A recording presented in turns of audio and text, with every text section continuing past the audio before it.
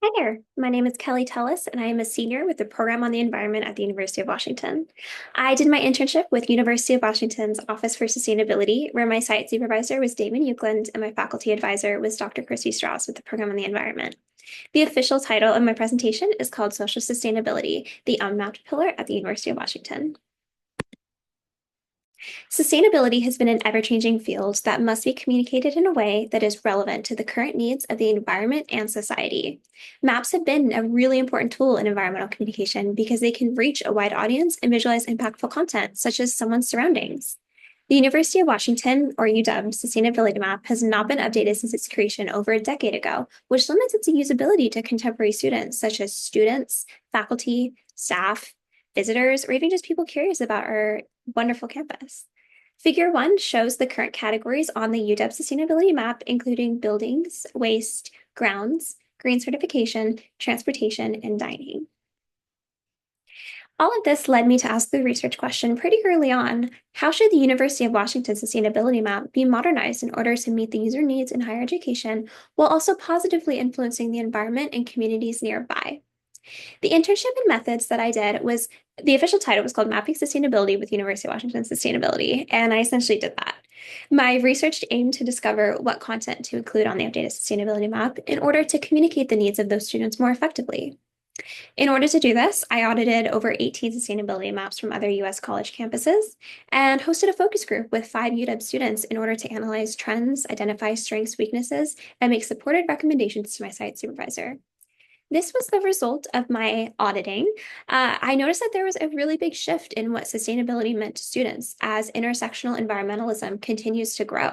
Now, intersectional environmentalism is defined as acknowledging the relationship that exists between different identities, such as race, gender, wealth status, and seeing how that relationship can be strengthened to limit injustices caused by climate change. Social sustainability, which is one of the 3 pillars of sustainability, including social, economic, and environmental, concerns the needs of people and communities in the environment, and it's not reflected in the UW map, which really limits the usability for users, such as students. Based on the results, my site supervisor and I concluded that the best maps to have students view in the focus group were the UW and University of Wisconsin, as well as Weber State. Now, the first figure 2 and 3 include some logistical and demographic information from the focus group. So as you can see, only a few people kind of like had a good grasp of sustainability. And then some of them just didn't really know a lot about it. They knew what it meant, but they didn't know the significance of it. And then as for the frequency, none of the users really used it. There was one that used it here and there, but more as a way to wayfind, which means find resources, but not really to see what the university is up to and how it can significantly impact their experiences as students. So the results of the focus group included that they felt that the UW map was outdated. It lacked content and resources relevant to their needs. Now, as we can see in figure 1, they were a little confused by what grounds meant and why buildings were impactful to their experiences and what even is a green certification. How does that impact their lives as students? They really questioned this and gave me that feedback. They said that they wanted to see figures such as dining, green space, transportation, and accessibility resources because that would truly make an impact. The University of Wisconsin ranked a lot higher among students due to its relevant and modern content that it contained.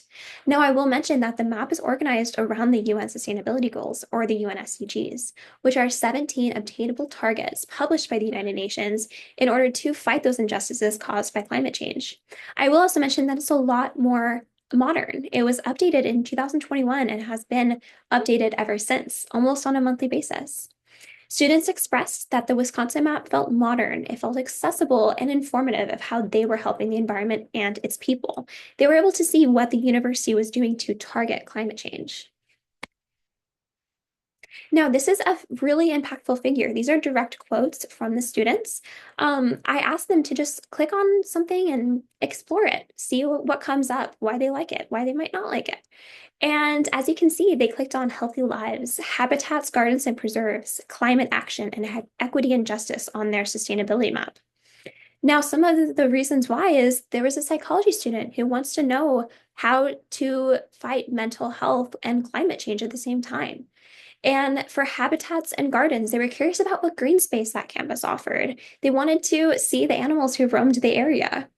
For climate action, they wanted to see exactly what the university was doing to lower the emissions and pollution because they're really concerned about climate change. And equity and justice, they just had never seen it before. It was new to them and they were curious, but they found out that there was a lot of resources that would be useful. Now, the major takeaways from this is that students desired a sustainability map designed to address injustices that impacted their ability to be sustainable individuals, including ways to increase activism on campus.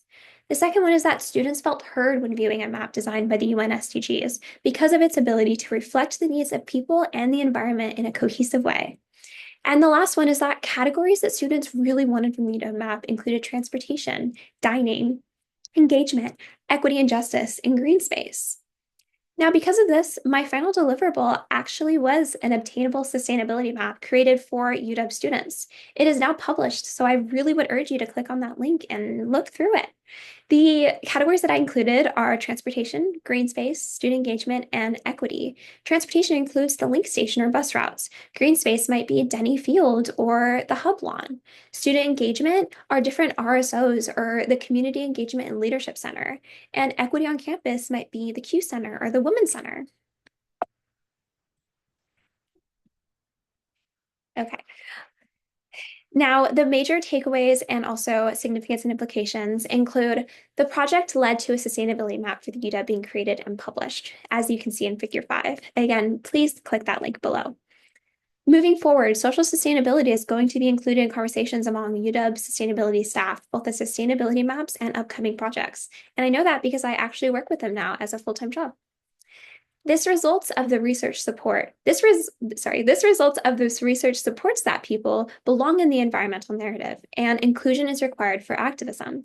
Sustainability does not mean suffering. It means giving individuals the tools to improve communities and environments. I would love to acknowledge my amazing teaching team, specifically Dr. Christy Strauss, who served as my faculty advisor and my professor for nearly 4 years, as well as my site supervisor, Damon Euclid, and all of University of Washington sustainability. I also really want to thank my amazing family for endlessly supporting me throughout my college career, my roommates for putting up with my antics, and the tons of espresso shots I have consumed during this project. Thank you so much.